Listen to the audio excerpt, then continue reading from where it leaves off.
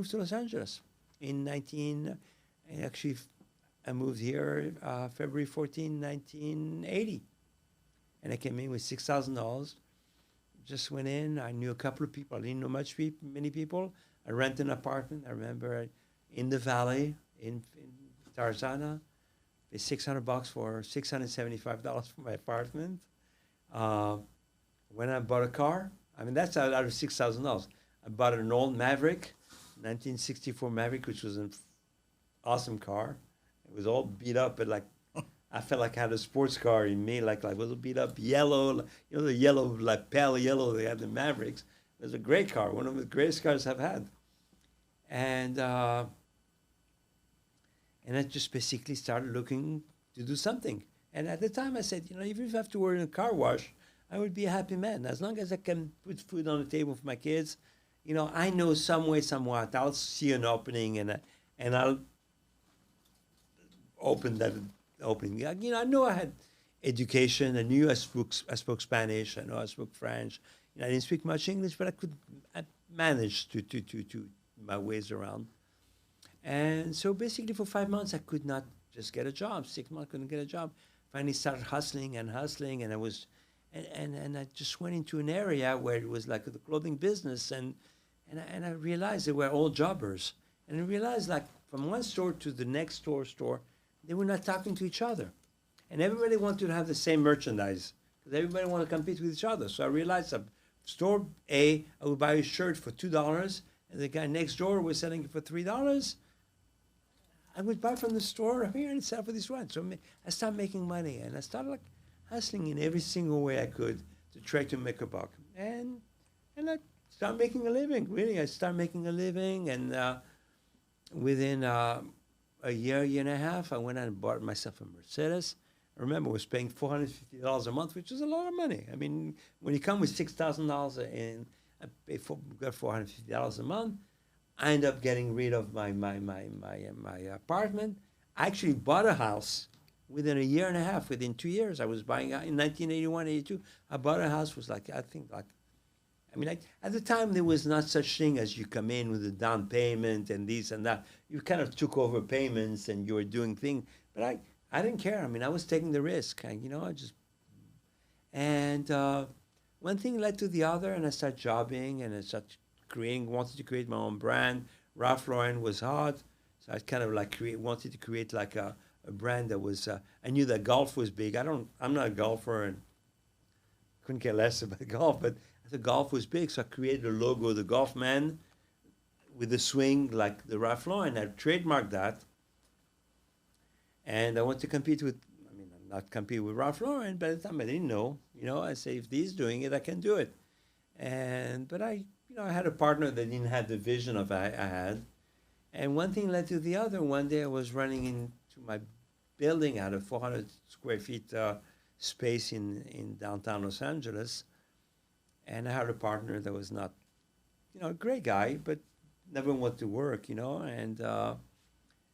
and I started meeting a French guy that was always, at that time, I started getting comfortable also. I really started making a little money. I'm not talking like big money, but I'm driving a Mercedes, a 450 SEL, and then it was gold, and I had it painted all black, and I had like the whole, I feel like I'm just put the 6.6, like 6.9 or whatever it was, like in the back instead of like 450 SEL. I'm like showing up, like like this little flash, and I was starting, getting a little attention from the girls and stuff like that. I'm married with my first wife, and right in the building, I see that cool dude, like all dressed up nice, and at that time, I'm starting to dress up nice. It's like the 80s, 1980, 82. I'm wearing a pink sweater, pink socks, like little loafers, like Brooks Brothers shoes, and the tight jeans, like a French type stuff, which nobody was doing it. And this guy, and kind of hit it off, and we became friends. And his name was George Marciano. And he had not started Guess Jeans yet, and we became friends. I became friends with the whole family. And then I started Guess Jeans. I was not happy with my partner, and I just went back to them and I said, why don't we do something together? I said, why don't you come and work for us? I said, I'd love to. And they were giving me like really good salary at the time. I'm talking like, I don't know, $1,000, $1,500 a week. I'm talking about 1983. It's a lot of money. And I said, you know what? I kind of like, I'd like to try it on my own. I've never worked for anybody in my life. You know, I just went to school my whole life. And I kind of had a taste for fashion, but I didn't know anything about fashion. I didn't even know that you need to do a pattern to create like a shirt or a pair of jeans. I didn't have no idea about fit, about washes, about concept. I had no idea. All I knew is I wanted to do something. And, you know, after like timing, one thing after the other, the guests start taking off. The women's company was like already like $1.5 million, $2 million in the first year. I went to them and I said, you know, just, I knew the concept of licensing. So why don't you give me the rights to do the men's? No, one of the brothers didn't want to do it. One of the other brothers liked me, and they thought I was ambitious, and I was like out there, and I was like still relevant at the time. You know, I mean, even though I didn't have any money, I was still hooked up. I mean, you go to a restaurant, I could get I mean, when Spago opened, nobody could get in. I still could get the best table. I mean, even though it was just like I didn't have much money, but I knew how to maneuver my way through, and it's like honest hustling. That's what I call it, you know. And I've always been like and hustling, it has a derogative type of connotation. But myself, I'm like, you know, go-getter is a little bit too light and it's too wide. But it was kind of like a hustling go-getter kind of way. And one thing led to the other, and I was able to kind of negotiate, even though with no lawyers or anything, I was able to negotiate a contract when they gave me the rights to become the guest licensee for Guess Jeans for men. But I knew it. In my heart, in my stomach, I felt it was the right thing to do. So basically, I started a company at that time in 1983 with $22,000. And I lied to everybody. I told them I had $100,000. I mean, at that time, even the banks, I told them I say I bought a table like from the recycler for like $40. I say, well, that table is $2,000, you know, and my typewriter was like, because at the time we had no computer, was like $100. I said, it's like $600 a chair. So I kind of like build up some kind of financial statement, you know. It's 40 years ago, so it's okay. I can go out and say about that stuff. Finest. Yep. And that was hustling. Just tried to do it, and I didn't know. I just basically said, like, you know, you're in a plane. I've never jumped off a plane. I'm gonna jump and let God take over, you know. And that's basically what happened. You know, I just don't want to sound like I'm religious, but I believe in the universe and in the blessing of what we have and whatever the universe gave me. And basically that's what it is. And I didn't know how to design. I hired people to do it. Then I found I need to do a pattern, so I hired a pattern maker to do it. Then I had somebody designing it. I hated whatever they were doing.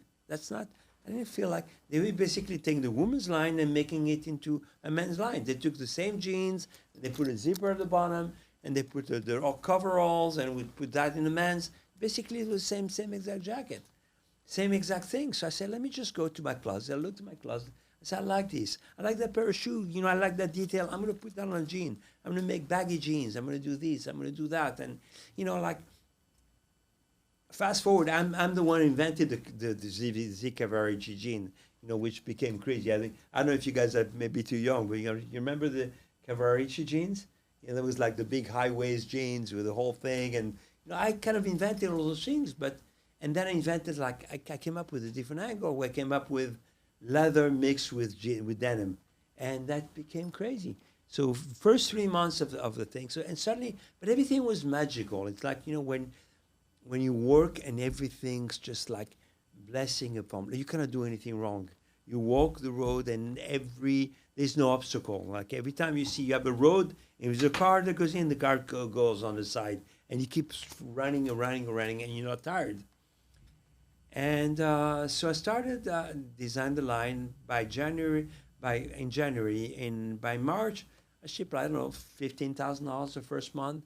Then I just went out and started selling socks and Bloomingdale's, and you know, and I was kind of like also playing them a little bit, you know. I mean, I sold sacks. I sold 24 pieces, and I went in the store and bought the all 24 pieces, myself. And so they say, well, we sold all the stuff, and we want to buy more. I said, I'm sorry, I would love to, but I cannot. We sold out. Oh, no, no, no. Then they went crazy. They gave me 1,200 pieces. So kind of like I played games, mind games with all the buyers at the time, and because I was a pure hustler, coming from France. I mean, I did the swap meets in France, and I kind of like was playing it. And then in January, I think in August, I did 150,000. Next January, within a year, I was doing $600,000. A year later, which was 2 years later, I was doing $5 million a month. And third year, I was doing $75 million in sales. Like second year, I was making already, I finally got my green card, and I was official. I was taking a paycheck from me for $43,000 a week. And we could not issue a payroll check at the time we started getting a computer. Computers didn't have a program they could issue a $43,000 check. So I had to go and get some programs from like the NFL, and I had a bookkeeper, asshole guy that used to work for me, but that was working for the NFL, and it was for the Raiders. So the biggest check you could get was $19,999. So I would get 3 checks every month. And then I went crazy. I mean, thank God I was not on drugs. Thank God I was not on gambling. Sure, I had some girls and stuff at the time, but I really had up to this date, I've never done any cocaine. I've never done any drugs. I've never done anything crazy. Sure, I'll drink a little bit, and I smoke a little bit if I need to, and in the comfort of my own environment. Or when I'm in the car with like 3 guys smoking, and then contact eye and feel buzzed, but it went to my head. I mean, and that's why I admire people like celebrities like us of today that that they get all that big flow of money and power, and is still able to keep their head straight. I mean, I admire like people that do that. I mean, look at Mike Tyson. How he lost his mind when he started making that money. Suddenly you're nobody, you're a kid, and no girl even looks at you, and nobody cares a shit about you. And it's suddenly like now you're getting everything you want, and you're going in and go crazy. But it happened to me in a different level to me, where I would go in, and I had a platinum card, the first platinum card that ever came out. American Express. I just went in and walked in, and I was 26 years old. I mean, I looked like I was 17 years old. I was like, 140 pounds. I mean, I was 6'1", but I was 140 pounds. So I would just go in, and nobody would take me seriously because I didn't even dress or anything like that. I didn't look expensive like that they would say. So nobody took me seriously. But I would go in and put the credit card on the table and say, this is the Rolls Royce I want, this is how much I want to pay, and I have 15 minutes, and if it is, and I was arrogant, and I was like pretentious, and all of the above, And of course, with maturity, you learn all the errors and the mistakes that you made, and so there was a lot of twists and turns in my life, and obviously I almost became almost too successful, because suddenly now I'm getting the attention. People start writing about me in the magazines, I'm in some of my own ads. Now I'm feeling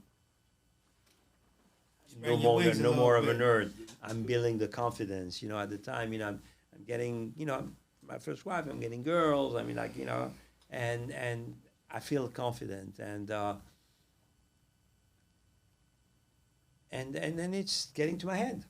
And, of course, the Marcianos are not liking this.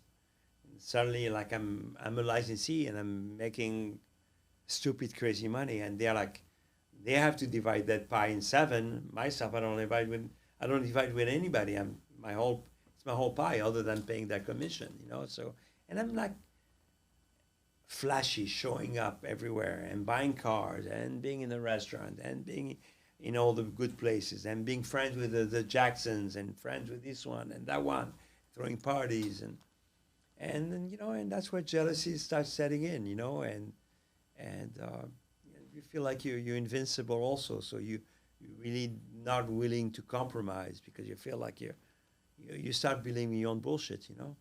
So, quick question. So you just spoke about licensing. So just for those watching and for me also, so I can get a good understanding.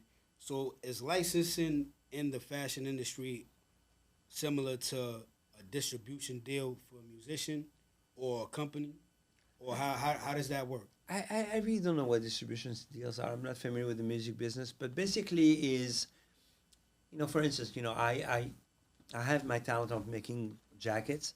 I have a deal with the NBA. So basically, they give me the rights of all the mark for the NBA. I design my jackets, and whatever I sell, I pay them a commission. That's all. It's a royalty. So, so for instance, if I wanted to if I felt like do say jacket, I could sell thousands, which I probably could sell millions. Uh, I would come to Dren and say, my brother, I really think we can do some serious business because it's a cultural brand, which it is, and I really feel like the kids in the street might feel like they need to show the colors of Doucet. So why don't you give me the rights? You're not doing jackets, so why don't you give me the rights to make jackets with it? And on every single jacket I sell, I'll pay you X royalty, so you X percentage. So you negotiate based on whatever it is, and that's how you do it. I mean, the same way Michael Jordan licensed his name out to Nike or brands like that. So that's how you do it. And the way it does is because licensing is a great thing when you have a good product and you want to expand your distribution and you find ways that you capitalize on the goodwill of the other brand. So, for instance, if I do something with the NFL, which I do, NFL has a tremendous reach, and tremendous advertising, tremendous stuff. Like you see NFL all over the TV every single week. So it's easy if I tell you NFL, everybody knows what NFL is. If I say you Messi, everybody knows Messi is. If I say Lakers or Knicks, everybody knows Knicks. So I get the rights for those brands, and I basically put it on my product. So you're a Messi fan, you want to just wear that pink jacket with Messi name on it, and that's an easy sell. I mean, I don't have a deal with Messi, but those are the type of deal that it's easy to. It's not easy, but it's just something that's I am sure in this room, who doesn't like Messi? I mean, you wouldn't wear a Messi jacket, right? You wear a Messi jacket. I mean, even though you might not be a crazy soccer fan, you would wear. We might not be F1 fans. You would wear Lewis Hamilton stuff.